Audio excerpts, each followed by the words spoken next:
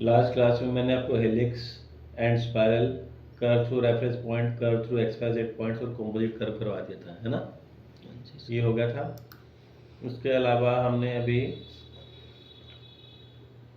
हमने ये कमांड तो नहीं किया, शेल, रैप और रिब नहीं किया ना। आज आपको यही कमांड करवाता हूँ। सबसे पहले हम कमांड सीखेंगे शेल का। शेल कमांड का यूज़ हम करते हैं किसी भी ऑब्जेक्ट को अंदर से खोखला या हॉलो बनाने के लिए। हम जो सॉलिड मॉडलिंग कर रहे हैं उसमें होता है हम किसी भी ऑब्जेक्ट की बॉडी बनाते हैं। फॉर एग्जांपल ये सीपीयू है, इसकी आउटर बॉडी अंदर तो मशीन है, मोबाइल में भी आउटर बॉडी अंदर मशीन है, प्रोजेक्टर में भी आउटर बॉडी मशीन है। तो हर एक चीज़ की एक बॉडी होती है और अंदर से वो हॉलो होता है, तभी तो मशीन की फिटमेंट कर पाते हैं। ठीक उसी तरीके से जो हमने सॉलिड बनाया है ये इसकी आउटर बॉडी है, मगर अंदर तो इसके जो भी हम करेंगे उसको हॉलो रखना पड़ेगा। इसके लिए हम कमांड यूज़ करते हैं शेल का। जब हम शेल कमांड देते हैं तो आप यहाँ से शो प्रीव्यू पे ऑन कर लो, आपको यहाँ पर डबल लाइन दिखाई दे रही है येलो कलर की। ये आपको ये शो कर रहा है कि इसमें 5 mm की थिकनेस दी हुई है आपने अंदर की तरफ। अगर मैं आउटवर्ड करूँ तो बाहर की तरफ, बाहर की तरफ लेते थिकनेस आपने देखा कि इसका साइज़ बढ़ गया, जाहिर सी बात है साइज़ तो बढ़ेगा ही, है ना। अगर ये मैं 5 mm की जगह 2 mm कर दूँ तब आप देखेंगे थोड़ा सा कम दिखाई दे रहा है। मैं शेल की थिकनेस को अंदर की तरफ रख सकता हूँ और बाहर भी। साइज़ में फ़र्क आएगा। अगर इसका साइज़ मान लो 10 था तो आउटर करने पे 2 2 जुड़ जाएगा, 14 हो जाएगा। ठीक बात है ना। अच्छा, हमने thickness they the, preview on रखा, ये डबल लाइन दिखाई दे रही, नहीं तो नहीं दिखाई दे रही। यहाँ हमारे पास एक ऑप्शन है फेसेस टू रिमूव। आप जो फेस इसमें से रिमूव करना चाहते हो उस पर जाके आप क्लिक कर दो। फॉर एग्जांपल मैंने यहाँ पे जाके इस वाले फेस पे क्लिक कर दिया, सिलेक्ट हो गया। आप एक से ज़्यादा भी कर सकते थे, मैंने पीछे वाला फेस ये भी सिलेक्ट कर लिया। जो ब्लू कलर देखो यहाँ जो कलर बना हुआ है ना, ये वही सिलेक्शन को हमारे हाईलाइट कर देता है। ब्लू कलर वाले फेसेस टू रिमूव है, आपने इसको लेके ओके करा तो व्हाट डू वी सी, ये देखो यहाँ से खुला रह गया, खुला रह गया और सारे पे ओवरऑल थिकनेस लगी, इस पे भी, हॉल पे भी, है ना। ये देखिए हॉल पे भी लगी। एडिटिंग आप सीख चुके हैं, मैंने यहाँ पर राइट क्लिक कर एडिट फीचर करा। मैं अगर सोचता हूँ कि नहीं मुझे ये वाला फेस तो नहीं करना था तो आप इसको सिलेक्ट करो, इसको सिलेक्ट करो और डिलीट कर दो। डिलीट करने से क्या हो गया, वो सिलेक्शन से हट गया। तो अब आप देखो पीछे वाला दिखाई दे रहा है। तो हम चाहे तो एक या एक से ज़्यादा फेजेस रिमूव कर सकते हैं। फिर हमने यहाँ पर राइट क्लिक किया, एडिट फीचर में चले गए। हमारे पास यहाँ एक ऑप्शन है मल्टी थिकनेस की, मैंने इस ऑप्शन पर क्लिक किया। अब तक आपने देखा यूनिफॉर्म थिकनेस 2 mm की आ रही थी सब तरफ से। मैंने कहा कि हम जो बॉटम है इसको अलग रखेंगे, मैंने इस पर क्लिक किया, फेस 2 सिलेक्ट हो गया। फिर मैंने इस पर भी क्लिक किया, फेस 3, और इस पर भी क्लिक किया, फेस 4। मैंने फेस 2 सिलेक्ट किया हुआ है, मैंने इसको बढ़ा के 7 mm की थिकनेस दे दी, बाहर की तरफ कर दिया, और 7 mm वाले इसका जो बेस है तला 7 mm का हो गया। और ये जो था हमारा फेस नंबर 3 जिसकी फिलहाल थिकनेस 2 mm की थी, इसको मैंने 4 का दे दिया, 4 mm दे दी थिकनेस, 4 लिखा आ गया। इसको सिलेक्ट करा, इसको भी आपने 4 mm दे दी। तो आपने अपने हिसाब से सारे बदल दिया, ओके करा। अच्छा, अगर कहीं कोई गड़बड़ हुई किसी चीज़ में तो ये हमारे पास ऐसे मैसेज आएगा। जैसे भी देखो मैं इसको ओके कर रहा हूँ तो ये हो नहीं रहा, कुछ गड़बड़ आ रही है इसमें, that means something is wrong. तो हमने क्या किया कि इसको ठीक कर लेते हैं। मैंने इसको 4 की जगह 1 कर दिया।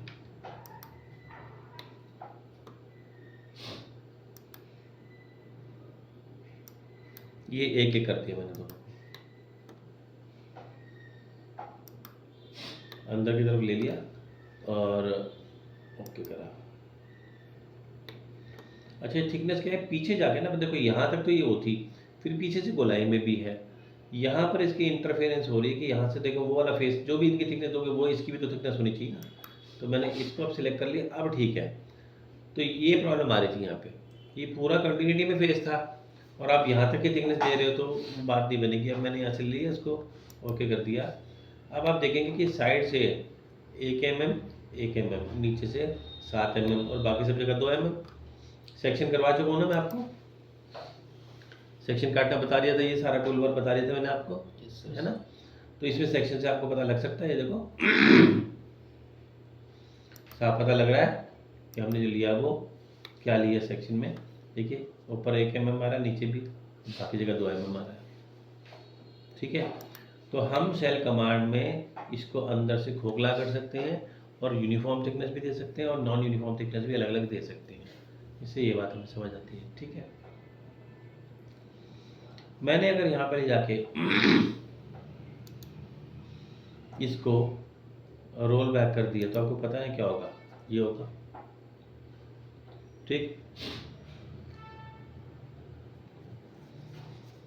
अगला कमांड में आपको इसमें, मुझे ये वाले होल जो है ना बीच में नहीं चाहिए थे, लेकिन क्योंकि मैंने इसको होल अलग से एक्सट्रूड कट तो बनाया नहीं, अगर मैंने एक्सट्रूड कट बनाया तो मैं इनको सप्रेस करके हटा देता, हमने तो इसके साथ ही बनाया था, तो क्या करूँ मैं फिर? अब तो मेरे को एडिटिंग ही करनी पड़ेगी। अगर मेरे को वाले होल हटाने हैं तो मुझे इसमें जाके एडिटिंग करनी पड़ेगी। एडिटिंग में गए, मैंने दोनों को सिलेक्ट करा, डिलीट कर दिया। यही करना पड़ेगा और क्या करें, है ना। अगला कमांड जो आपको बताने जा रहा हूँ उसका नाम है रिब। तो मैंने क्या किया, यहाँ पर इसको बनाने के बाद एक्सट्रूड कमांड दिया और इसके टॉप पे जाके एक ही बनाया।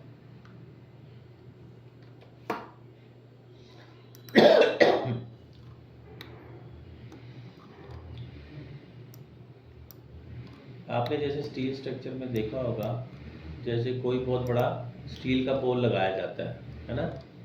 जैसे आपने देखा होगा रेलवे स्टेशन पे लगे होते हैं स्टील के स्ट्रक्चर होते हैं सारे के सारे, नीचे से उसका बेस होता है और उसके ऊपर में बहुत बड़ा पिलर होता है, जैसे जिस पे झंडा लगाते हैं वो भी ऐसे ही है। तो होता क्या है, नीचे कंक्रीट का बेस बनाया जाता है और नीचे और ऊपर से प्लेट को कसा जाता है ना। लेकिन ये जो हमने इतना बड़ा पिलर खड़ा किया है इसको सपोर्ट देने के लिए साइड से, अब क्या है कि मेरे को ऐसे साइड सपोर्ट देना था। मैंने क्या किया, एक्सट्रूड कमांड लिया और ये वाला प्लेन, अपना फ्रंट वाला प्लेन लेते हुए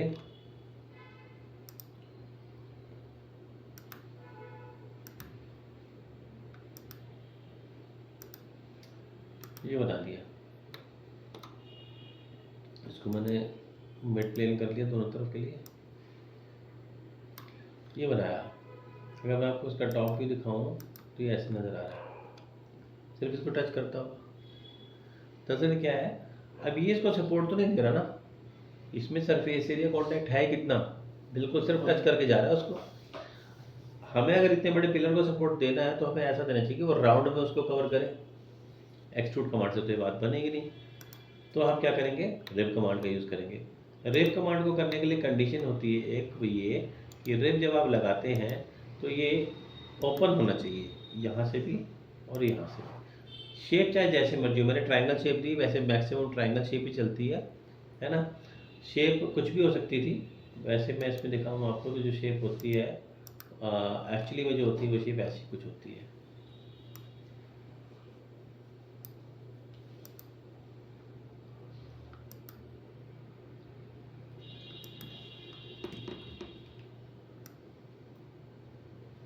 ऐसे शेप होती है कुछ, ये मैंने बनाया।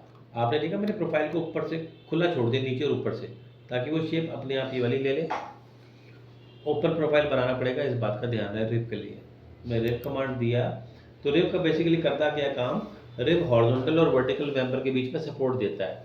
आपने पुराने ज़माने की लकड़ी की टेबल मेज देखी होंगी, उसमें जहाँ जॉइंट होता था ना, एल शेप बनती थी, वहाँ पे एक छोटी सी ट्रायंगुलर गिट्टी ठोकी जाती थी, जिसको दोनों तरफ से चिपका के कील से ठोक दिया जाता था। तो वो क्या करता था, सपोर्ट के तो काम कर रहा है, अगर वो जॉइंट में ना लगाया जाए तो वो कुर्सी टेबल 2 दिन नहीं टिकेगी।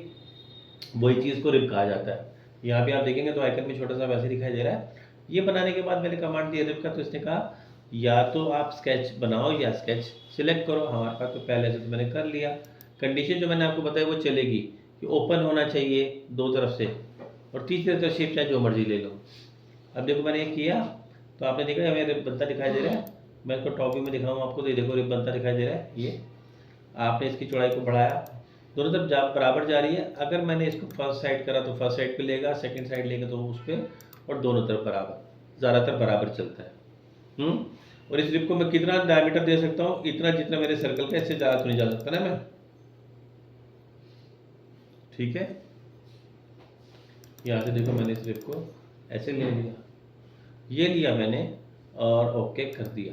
व्हाट डू वी सी, पूरा यहाँ तक टच हुआ और सरफेस एरिया इसके साथ राउंड में टच होकर आ रहा है। यही तो हम चाहते थे। ये देखिए गोलाई में जा रहा है। एडिटिंग करते हैं, इसमें ड्राफ्टिंग के ऑप्शन भी है। देखो ये 1 इंच, ये मैंने ड्राफ्ट ऑन करा, आपने 1 डिग्री से 2 3 5 डिग्री 7 डिग्री कर दिया, ओके करा, फैलता दिखाई दे रहा है बाहर की तरफ।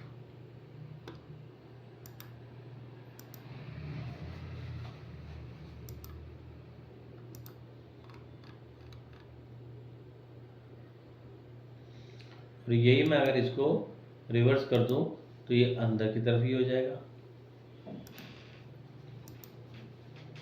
तेरा यहाँ से वाई फ्रेम मोड पे ले ले, ये देखो अंदर की तरफ हो गया। अभी से बोर्ड का काम करेगा, है ना।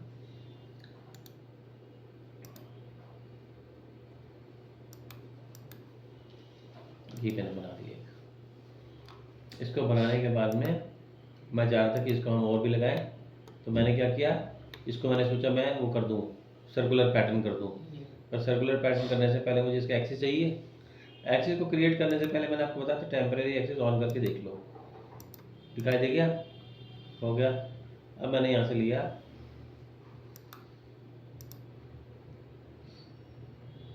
एक्सिस, ये फीचर तो था ही, इको स्पेसिंग कर दिया, लो जी ये आ गया। मैंने इसको 10 हिस्सों में बांट दिया।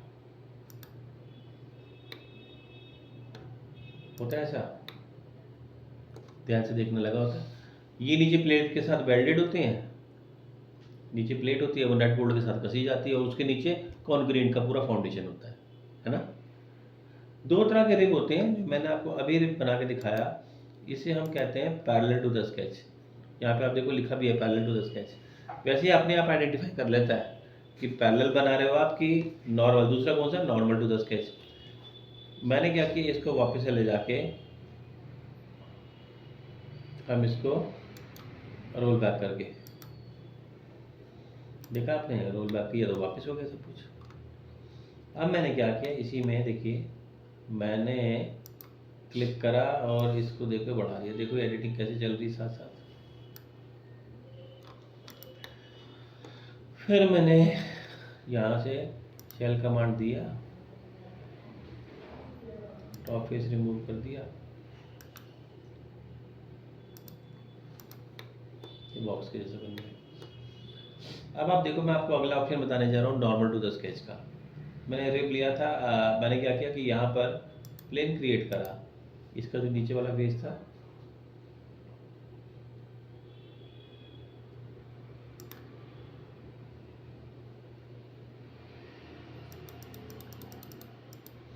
यहाँ से मैंने प्लेन क्रिएट कर ली कुछ ऑफसेट पे। ये प्लेन मैंने वो बनाया जिस पे मैं स्केच बनाने वाला हूँ। अब मैंने जाके इस पर स्केच का ऑप्शन ले लिया। आप इसमें किसी भी तरह की शेप ले सकते हैं। मैंने देखो एक सर्कुलर बना दी, बीच में ऐसे करके सर्कल बना दिया, फिर आपने यहाँ से लाइन लगाई,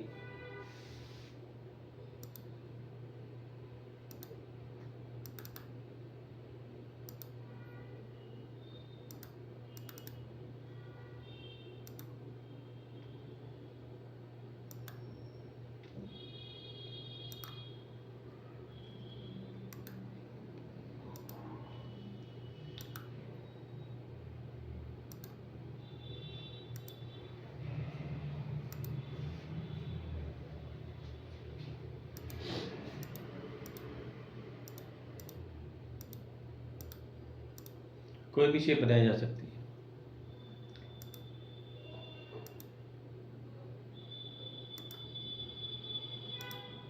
ठीक, अब मैंने ये बना दिया स्केच और आपने देख लिया कैसे बनाया मैंने। ये कैसे रह गया, यहाँ पे हमारा लाइन है, क्या है, ट्रिप करना पड़ेगा अगर लाइन है तो। हाँ हो गया। अच्छा इसमें क्या है कि मैं लाइन को छोटा भी बना दूँ अगर छोड़ दूँ ना, जैसे कि मैंने ये लाइन लगाई यहाँ पे ऐसे करके, ऐसे जैसे मैंने ओपन छोड़ा है ना, ये देखो ये लाइन मैंने लगाई ऐसे, यहाँ से लेके ले यहाँ तक लगाई मैंने, ओपन छोड़ा मैंने इसको,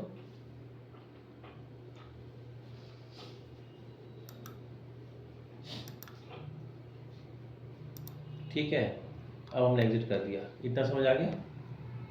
इसके बाद हमने कमांड दिया रिव का। इसने कहा स्केच सिलेक्ट करो, मैंने स्केच सिलेक्ट कर लिया। जैसे मैंने इसमें स्केच सिलेक्ट करा,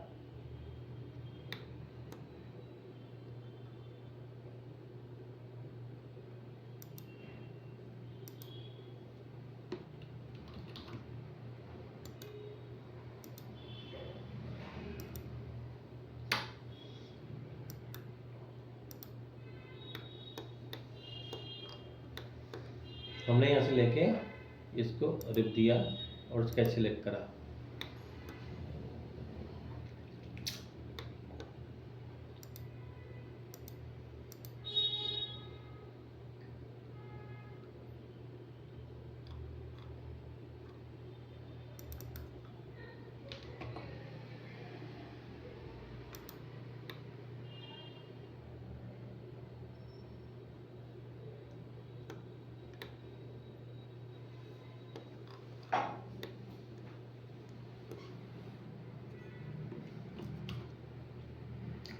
चेक करते हैं स्केच में कहीं कुछ गड़बड़ लग रही है। देखो यहाँ डबल डबल लाइन दिखाई दे रही है आपको।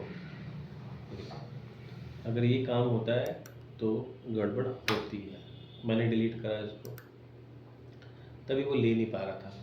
अब आप देखिए मैंने यहाँ से इसका एग्जिट कैच करा and went off this rib and I selected this profile. सारे पे आ गए एक साथ, सारे पे ही आना था एक साथ। तो जो छोटी सी लाइन एक्स्ट्रा वहाँ पे लग के रह गई थी ना, वो उसकी वजह से गड़बड़ कर रहा था।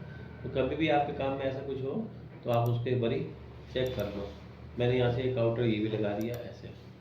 और अब आप देखें कि हमने इसको सिलेक्ट किया और सिलेक्ट करा स्केच को, तो सारे पे अप्लाई हो रहा है। मैंने इसकी थिकनेस दे दी 1 की, देखा आपने, ये सारे पे आ गया। इसने ऑटोमेटिकली ले लिया नॉर्मल टू द स्केच, मुझे बताने की जरूरत नहीं पड़ी। 1 mm था, मैंने इसको लेके ओके कर दिया, सीधे बन गया। आप कोई भी चीज़ देखना प्लास्टिक की, कोई चेयर होती है, कोई स्टूल होता है, उसको उल्टा करके देखना जरा पीछे उसको क्या होता है। ये होता है, ये सपोर्ट फीचर ना दिया जाए तो वो बन ही नहीं सकता, टिक नहीं सकता। अच्छा, इसमें भी हमारे पास ऑप्शन वो है कौन सी, ड्राफ्ट वाली। देखो ड्राफ्ट ना, अभी तो मैं एक ऑप्शन की तरह बता रहा हूँ, ड्राफ्ट एक कमांड भी है जो हम आगे सीखेंगे। तो आप देख रहे हो ड्राफ्टिंग ले लिया मैंने, ऑन करा, ड्राफ्टिंग को एक्टिवेट करा और यहाँ से ये ले लिया, आउटवर्ड ले लिया 7 डिग्री और ओके करा। वो डीवीसी नीचे से फैलता दिखाई दे रहा है, मैं ये देखो फैलता दिखाई दे रहा है आपको, है ना। 7 डिग्री थोड़ा सा ज़्यादा हो गया, कम कर लेते हैं।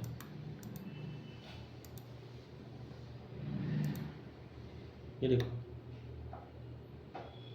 ऑलराइट। 2 तरह का होता है, पैरेलल एंड नॉर्मल।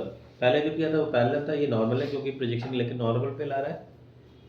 वो अपने आप आइडेंटिफाई कर लेगा, आपको सिर्फ स्केच बनाना है। स्केच आप पहले में भी बना सकते हो या बाद में भी बना सकते हो, ठीक है। That was command shell. मैं वापस इसको रोल बैक कर रहा हूँ और जो अगली ऑप्शन बताने जा रहा हूँ आपको,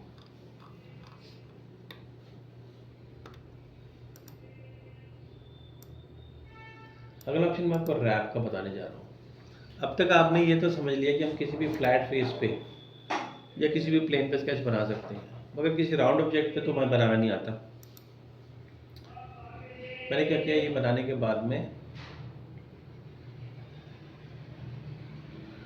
मैंने यहाँ से एक्सट्रूड कमांड लिया,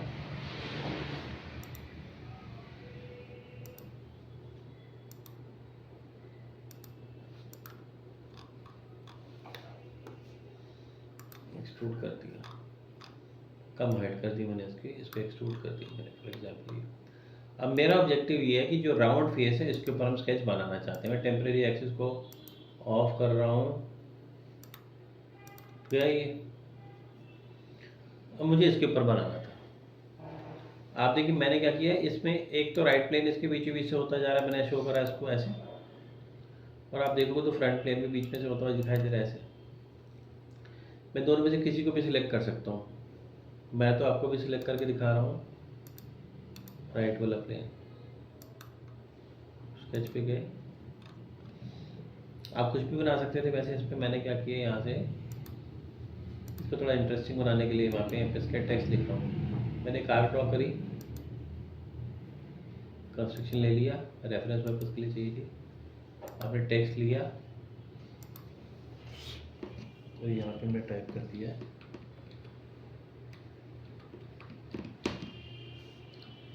ये, ओके कर दिया। तो यहाँ पे लिखा हुआ था ये सिलेक्टेड भी है अभी।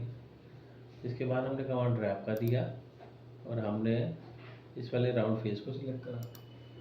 जैसे आप राउंड फेस को सिलेक्ट करेंगे प्रोजेक्ट को क्या आ गया, यहाँ पे एक ऑप्शन एम्बोस का है, आपने 2 mm दिया हुआ था, एम्बोस करने पे उभरा हुआ दिखाई देगा।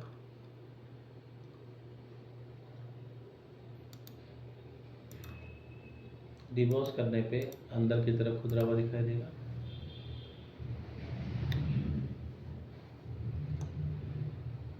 और स्क्राइब करने पे स्टिकर की तरह चिपका हुआ दिखाई देगा। ठीक, तो जो हम मार्किंग करते हैं ना उसके लिए इसका यूज़ किया जाता है। वैसे आप कोई भी शेप बना सकते थे। देखो दोबारा बना रहा हूँ मैंने, आपकी बारी फिर से राइट प्लेन सिलेक्ट करके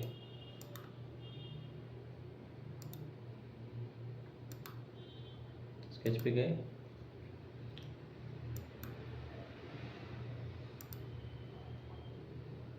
ये बना दिया,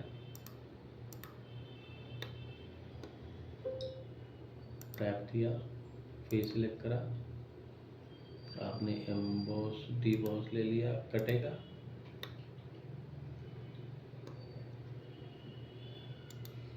साइड चेंज कर देंगे तो रिवर्स डायरेक्शन करना है, पीछे चले जाएगा।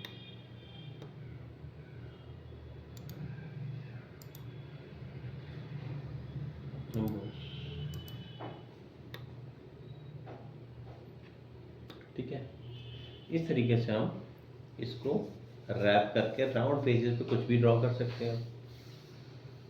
तो आज हमने 3 कमांड समझे इसमें। एक हमने इसमें शेल कमांड किया, एक हमने रिप सीखा और हमने रैप किया।